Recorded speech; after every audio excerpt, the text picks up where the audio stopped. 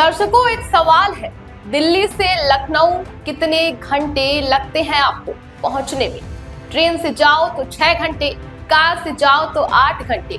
अब सुनिए, जापान में एक ट्रेन है, उसमें बैठो तो दिल्ली से लखनऊ पहुंच जाएंगे सिर्फ 45 मिनट में। और उसी ट्रेन में इस वक्त बैठे हैं उत्तर प्रदेश के मुख्यमंत्री योगी आदित्यनाथ। भगवा वस्त्र, शांत चेहरा और बाहर खिड़की से गुजरती दुनिया इतनी तेज कि पलक झपकते शहर पीछे छूट जाए।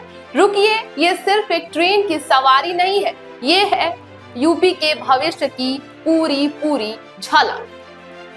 पहले समझते हैं ये ट्रेन आखिर है क्या।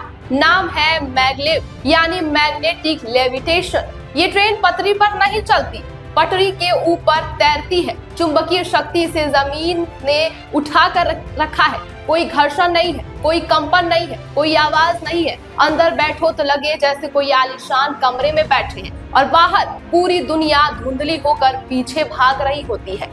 और मतलब 1 घंटे में दिल्ली से लखनऊ, 1.5 घंटे में दिल्ली से भोपाल, 2 घंटे में दिल्ली से मुंबई, ये जापान की हकीकत है और योगी उसी हकीकत के बीच बैठे हुए। जो लोग उस ट्रेन में थे उन्होंने बताया कि जो अनुभव हुआ वो शब्दों में बयां करना मुश्किल है। ट्रेन चली, डिस्प्ले पर नंबर बढ़ने लगे, 100, 200, 300, 400 और फिर 450, 480 और 500। खिड़की के बाहर इमारतें, पेड़, सड़कें, सब कुछ एक धुंधली लकीर बन गई, जैसे दुनिया थम गई हो और सिर्फ एक ट्रेन चल रही हो और अंदर एक कप चाय रखी हो तो वो भी ना हिले। यही है असली तकनीकी, यही है जापान की ताकत जो इस वक्त योगी आदित्यनाथ खुद महसूस कर रहे हैं।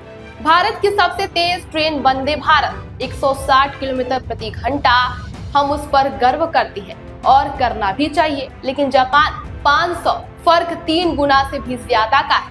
पर यहाँ एक बात और है, जापान ने ये ट्रेन 1964 में शुरू की थी। तब भारत और जापान की अर्थव्यवस्था लगभग बराबर थी। 60 साल में जापान ने 500 की रफ्तार पकड़ ली और भारत अभी दौड़ना शुरू किया है। अहमदाबाद मुंबई बुलेट ट्रेन बन रही है, दिल्ली वाराणसी की चर्चा है और जो नेता आज उस ट्रेन में बैठकर 500 की रफ्तार महसूस कर रहा है वो कल उसी रफ्तार को यूपी की जमीन पर उतारने की कोशिश भी करेगा।